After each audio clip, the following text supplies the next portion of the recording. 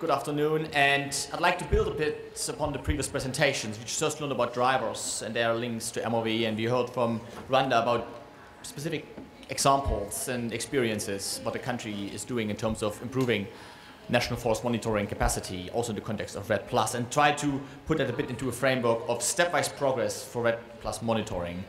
And I'm trying to develop that framework a bit, which will at the end look maybe a bit complex, and that's why I'm going to take a stepwise approach to actually develop that. So if you think about a timeline of past, current, and future, what we have today is that countries often have some kind of national forest monitoring in place that may be related to carbon, sometimes not.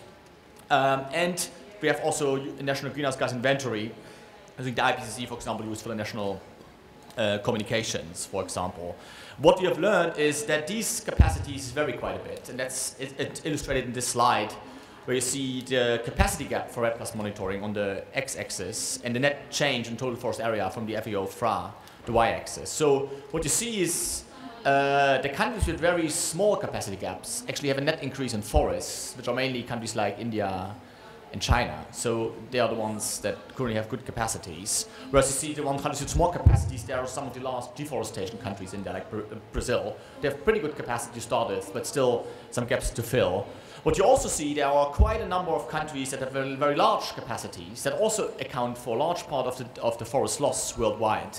So what that shows is we have quite a variability and quite a different starting points that countries have currently to actually build a system for national forest monitoring and REDD+ MOV, and to eventually move to phase 3 of that approach. So the variability is quite large, and we have to take that into account if we plan on encouraging a system that eventually may be an all-in approach in terms of REDD+.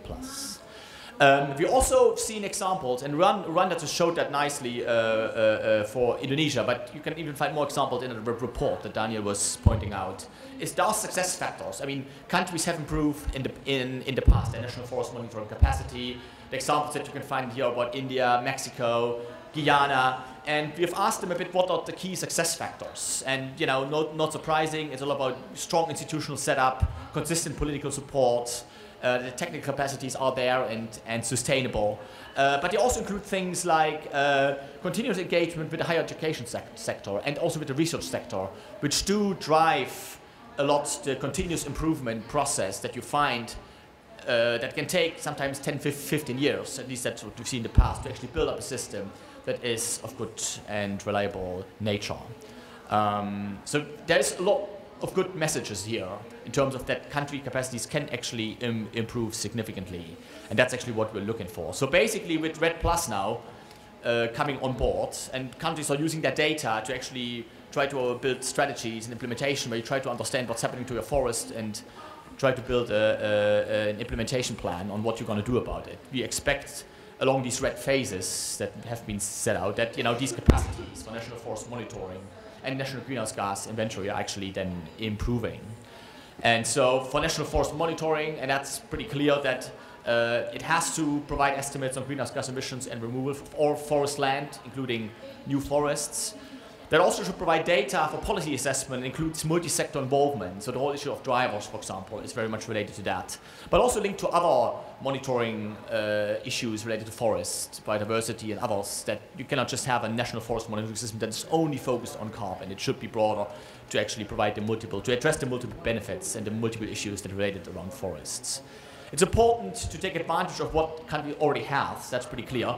But you need to also see if things need to maybe be done a bit differently the way they have been done in the past. Since carbon is maybe a new issue that's coming on board. The requirements coming, for example, from the IPCC good practice guidelines, maybe a new thing that countries have to face now more. So they definitely have to think about some assessments on how good existing data are with respect to meeting those requirements.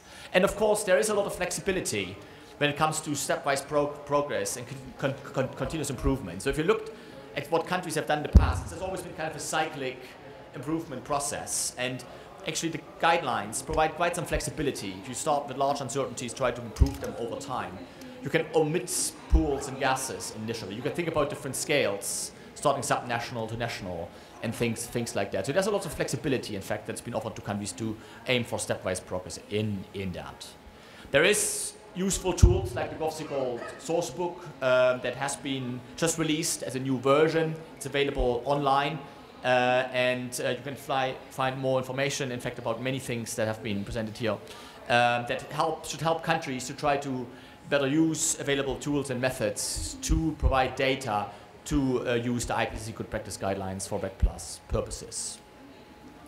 So the next thing that we talk about, the framework for national REDD+ monitoring, is the issue of reference level, that by nature has to be in harmony with what is reported on the national greenhouse gas inventory. So that's really drive what your country should do in the reference level. The issue of stepwise improvement has been attributed there. And the reference level is important because it's kind of the first key number that REDD countries actually have to provide. In fact, they're already invited to voluntarily provide these data to the UNFCCC. And it's clear that good historical data and understanding of forest change patterns and processes and underlying cause are quite important to understand what the reference level is about, what projected future developments may happen, and how that relates to national circumstances. And in particular, if the reference level may deviate from the historical trend. We also noted that data on carbon, but also data on drivers are quite uncertain. So that's where the idea of the stepwise approach is actually starting up, to provide a good match between available data, the quality, and the choice of methods, and the treatment of uncertainties in country circumstances when it comes to developing reference levels. And that one of these ways to look into this has been stepwise approach as one framework that has been proposed, and part of that, where countries may start with uncertain data as step one, use what you have, try to develop something. You may be uncertain, but as long as you engage on the pathway of improving your data, you can actually use that as a drive to improve also your reference level over time. Also, particularly when it comes to adjusting for national circumstances. The key point here is that the availability and quality of data should determine the methods used to develop reference levels. So if a country just happens to have very poor data, it's not a good idea to start complex modeling, because then the modeling is dominating your reference level, and it's in fact the data that should dominate that, particularly if you want to improve over time and to ensure consistency. So there's where we understand how better data and the investment in capacities can actually have then a direct impact on the quality of the reference level. So then the next part of that framework is more related to MRV, so the measuring and reporting and verification, which should clearly be linked to the national forest monitoring system. But it's focused on actions, and it may in particular initially have a very strong local focus depending on what pathway countries decide to do.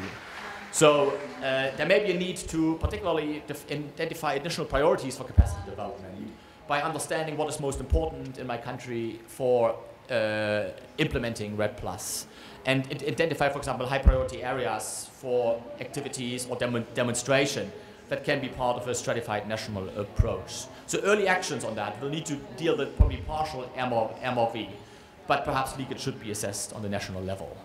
We also have, particularly for the MRV, a bit of an intrinsic link to the benefit sharing system, where we don't know too much about at this point for REDD+, but that's an important point to keep in mind. And in particular for MRV, this link between the national local monitoring is actually quite important. So also this role of local implementers, communities, local experts is quite important. And what we heard from Rwanda is it's good to think a bit about the link between national and local as a kind of a win-win situation, where you have services or streams of information data that can come from the national level to the local level, including national priorities and strategies for REDD+, including available national data sets and data streams such as remote sensing, which is often very hard to do locally, but can be very well done on the national level. It can provide capacity development and revenue stream, for example, for MRV. The national level can provide guidance and standards. It can provide a national data infrastructure and a quality control. And it can provide a service like monitoring of leakage on the national level to local implementation. Vice versa, we do have things that the local level, of course, streams to the national level. For example, REDD+ participation and safeguards.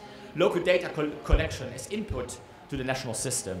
It can help in performance reporting for specific local implementation activities. And it can actually provide independent data sources for validation purposes.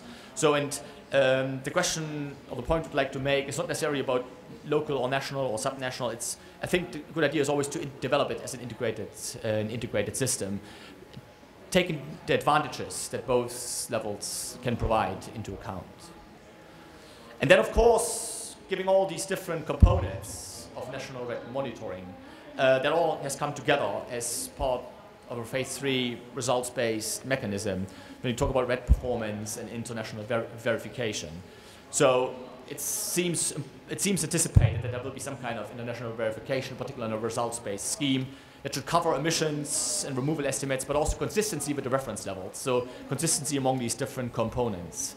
Could also include the National Forest Monitoring System, consultation, safeguards, and vital forest values. It should use a facilitative and non-confrontational process, because in that way, it should be also valuable for increasing policy effectiveness and sharing experiences. So this idea of a feedback cycle to provide feedback also for continuous improvement on the national level is quite important and should be a part of that verification and perhaps feedback process.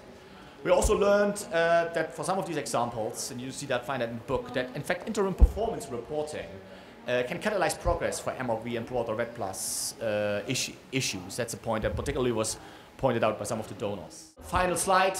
The key points. National forest monitoring comparatives vary today, but we have seen on how they can be improved by a number of countries.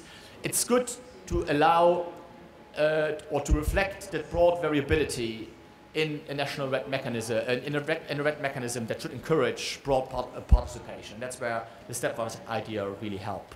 It is a long-term engagement, and so sustained support is needed from the national and on the international level. And of course, this whole idea of improving data estimates is done for a specific purpose, to eventually link it to some kind of financial incentives, for example, where the idea of reducing uncertainties over time is the motivation, in fact, to continuously invest in improving your national system. And that's my last point that I will also like perhaps the next speaker to take up. There's a set of materials, papers that have been cited. They are majority all available, and most of the stuff is online. Thank you.